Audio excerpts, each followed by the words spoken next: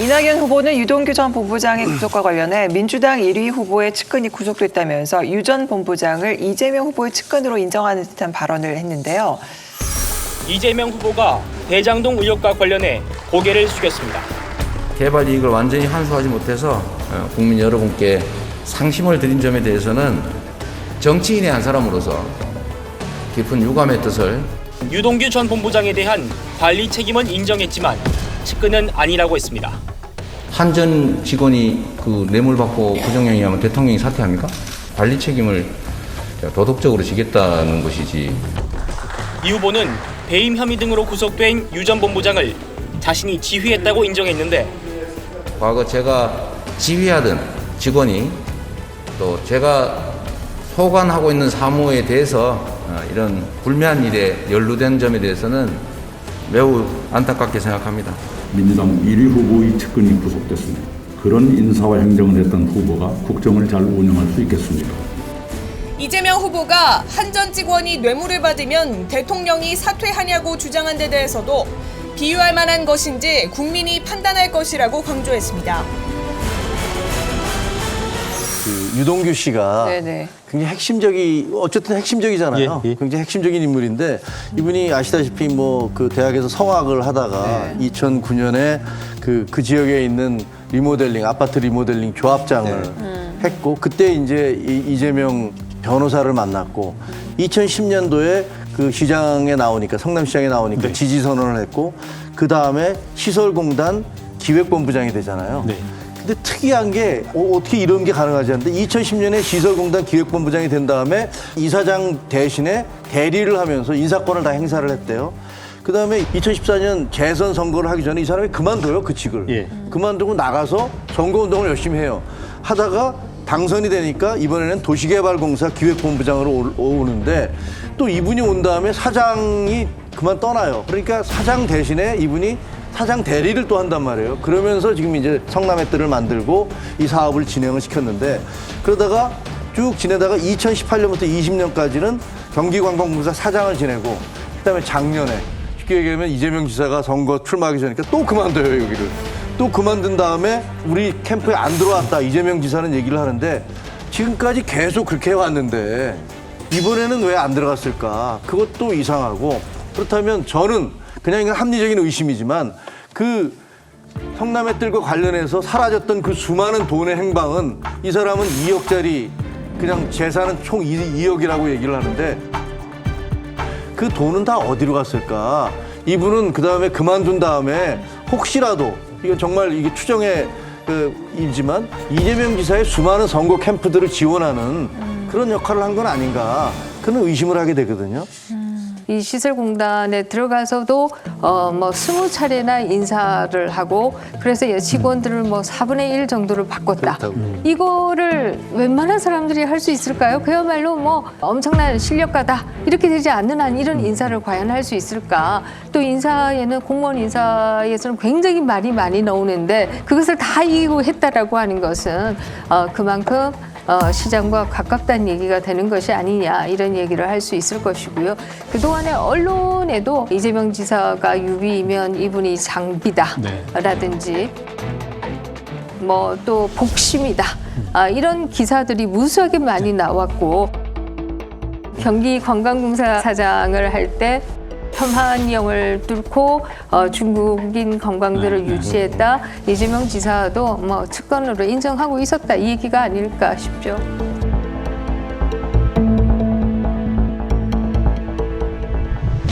유동규 씨가 이제 석사 논문에 지도해 주신 이재명 시장님께 감사드린다. 그렇죠. 그리고 저도 이제 놀랐던 것 중에 하나는 경기관광공사 사장이 차관급이더라고요. 경기도지사도 차관급이고. 맞아요. 네, 경기관광공사 사장으로 앉히게 됐던 공적이라고 할 게 뭐가 있을까? 유동규 씨에게 이 성남의 뜰 사업 이거를 이재명 지사 입장에선 잘 끌어와서 이렇게 뭐 영전하지 않았을까 하는 생각이 들면. 유동규 씨와 이재명 지사와의 관계는 정말 최측근이란 말 말고는 설명하는 게 불가능하지 않나. 아니 이게 그 성남의 뜰 그 대장동에 대해서 이재명 지사가 단군 이래 최대 치적이라고 자랑을 했으니까 일단 유동규의 능력에 대해서는 알았을 텐데 저도 지역구 의원을 해보고 하면은 지역에 가면은 그 지역 정치 현안들이 있거든요. 대표적인 게 뭐냐 하면 지방선거 때 누구를 어떻게 공천해 주냐. 또 그리고 그 지방자치단체 공무원들, 산하단체 직원들의 인사 문제 같은 게 있어서 굉장히 시끄럽고 금의원님은 무슨 보좌관 말만 듣는다는데 그런 얘기들이 쭉 있거든요. 지역에는 항상. 그러니까 지금 유동규 정도의 존재가 지역에서 이렇게 다니고 언론에서 뭐 이재명 시장의 장비다 이런 얘기가 나오면 본능적으로 경계하게 돼 있습니다. 근데 계속 이게 지금 승승장구하고 하는 것은 단순히 사업에서 능력을 보이고 실적을 떠나서 깊은 의논도 하고 정말 진짜 측근이라고 할 수 있는 그런 사이가 아닌가. 거기에 대해서 이재명 지사는 이 구체적인 반박은 하지 못하면서 한 전 직원과 대통령 같은 관계다 이런 그냥 이제 추상적인 얘기를 하고 있는 거죠. 그럼 유동규 전 본부장 입장에서는 지금 나는 최측근으로 생각했는데 네. 이재명 지사가 나를 그렇게 얘기하지 않는다는 거에 대해서 인간적인 배신감 느낄 수 있지 근데 이제 않아요? 유동규 씨는 구속이 돼 있는데 구속된 사람의 심리는 그런 데 대해서 화가 날 수도 있지만 네. 그나마 나한테 힘이 될 수 있는 거는 이재명밖에 없지 않냐. 이재명 지사가 만약의 경우에 유동규 입장에서 이재명 지사의 어떤 비리를 알아서 터뜨리면 이재명 지사마저 무너지고 자기는 배신자 되는 건데 그러니까 그게 간단한 문제는 저는 이 유동규 씨가 사인을 보내고 있다고 생각을 해요. 그 사인을 보내고 있는 것의 핵심은 핸드폰이에요, 핸드폰. 핸드폰을 처음에는 버렸다, 잊어버렸다, 뭐 이랬다가 누군가 갖고 있다. 이렇게 얘기하고 있단 말이에요. 사실 그거 이재명 지사도 뭐 어느 강연에서 얘기했지만 그거 털면 다 나옵니다. 이렇게 얘기했잖아요. 그러니까 절대로 그거 뺏기지 마십시오 얘기했는데 그 얘기는 뭘까요? 야, 내가 내 핸드폰, 모든 증거가 담겨있는 핸드폰 내가 어딘가에 지금 숨겨놨거든. 무언의 압력과 협박을 공개적으로 하는 게 그 핸드폰 발언이 아닌가 그런 생각이 들어요. 근데 하여튼 이재명 지사의 발언도 지금 재미있는 게 사실은 이재명 지사 평소 움직이시는 거나 발언이나 이런 거를 종합해 볼 때 만약에 진짜 생각도 안 하고 있었는데 유동규가 가서 뇌물을 몇 억씩 받았다. 그럼 거기에 대해서 배신감의 토로가 있을 것 같거든요. 내가 이렇게 정말 민간에 가지 말고 공공에서 다 환수해야 된다고 얘기하고 내 최대치적으로 내세웠고 그렇게 내가 신경을 써서 설계했다고까지 했는데 어떻게 보면은 내 덕분에 뭐 경기관광공사 사장도 하고 이렇게 쭉 했던 사람이 어떻게 돈을 먹을 수가 있냐. 정말 화가 난다. 근데 그 얘기는 없어요. 그냥 한전 직원이다 이 정도만 있지 차라리 지금 와서도 내가 마귀와 손잡을 수밖에 없었다. 이 얘기는 해도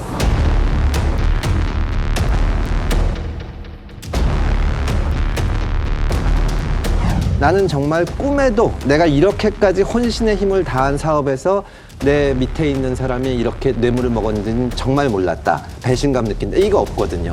이상하죠. 근데 그 얘기를 하면은 유동규 씨가 화가 나서. 그러니까 뭐 우리가 그 이유는 알 수 없지만 없는 겁니다. 뭐 지금 이제 그 이재명 지사의 말에 대한 얘기를 했는데요. 이재명 지사의 말이 열흘 만에 이렇게 딱딱 바뀌잖아요. 9월 14일에는 내가 설계했다. 9월 24일에는 이것은 국민의힘의 게이트다.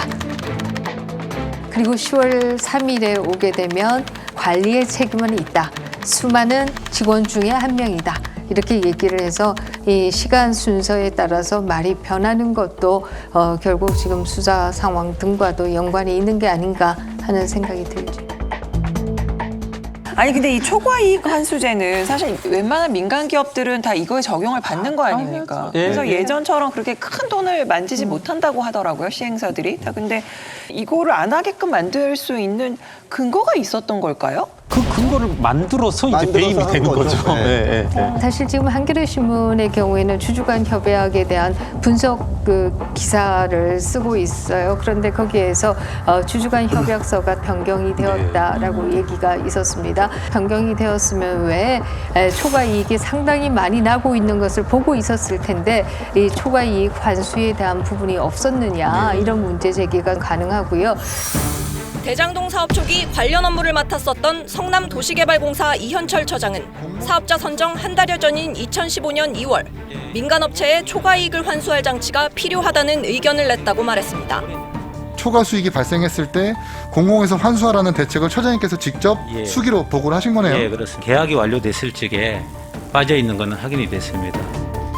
당시 윗선에 전달됐지만 결국 반영되지 않았다는 겁니다.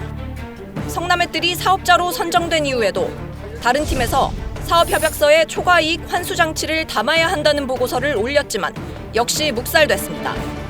직원들의 제안을 묵살한 적이 없다는 유동규 전 본부장의 해명과 배치됩니다. 부하 직원들이 안을 갖고 왔는데 묵살했다. 그런 안이 존재하지 않습니다.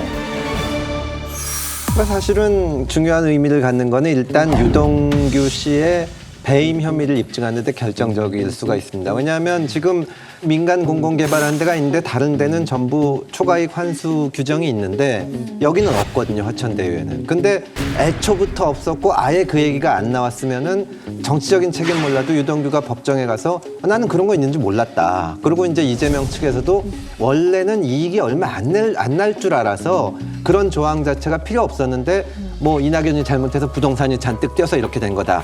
이 주장을 할 수가 있는데 결탁이 없었으면 시장이나 시장을 보좌하는 입장에서는 진짜 이재명 지사가 단군 일의 최대 치적이라고 말을 한 것처럼 많이 가져올수록 유리한 거거든요. 어차피 자기가 쓸 돈은 아니지만. 근데 이걸 없애는 거는 도저히 설명이 안 되죠. 그러니까 배임이라는 거는 단순히 판단을 이렇게 쓰면 더 돈을 벌 수 있었는데 이렇게 해서 덜 벌었다 이게 아니라 성남시의 입장에서 도저히 해서는 안 될 합리적인 판단력을 가질 수 있는 사람이라면은 하지 않았을 일을 해야만 배임죄가 되는 거거든요. 근데 이 초과이익을 환수하는 조항을 없앤 거는 도저히 설명이 안 되는 겁니다. 우리 쪽에는 아무런 이득도 없고 저쪽에 다 안겨주는 거니까. 그래서 원래 그 규정을 넣자는 얘기가 있었는데 빼라 그랬다. 그럼 명백한 배임의 고의가 입증이 되는 거죠. 그리고 유동규가 배임 혐의가 되면 그 다음엔 이제 이재명 지사하고 의논이 있었냐 없었냐 이렇게 되는 거니까 이거는 거기서 의미가 있습니다.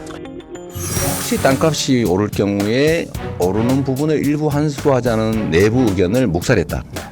그 사람이. 그 사람이. 근데 저는 뭐 보고도 못 받은 일이고. 근데 이게 이제 배임의 근거로 돼 있더라고요. 돼 있는데 그건 논리적으로 말이 안 되는 게 제 지시 설계 방침에 따라서 고정으로 공모를 했어요. 그리고 그걸 전제로 또 응모를 했고 그걸 전제로 선정이 돼 있어서 예를 들면 이게 그런 거죠.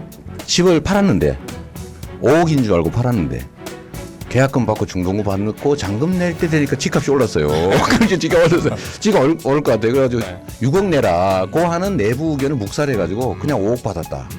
이게 배임이다. 지금 이 논리여서 저는 말이 안 된다고 생각해요.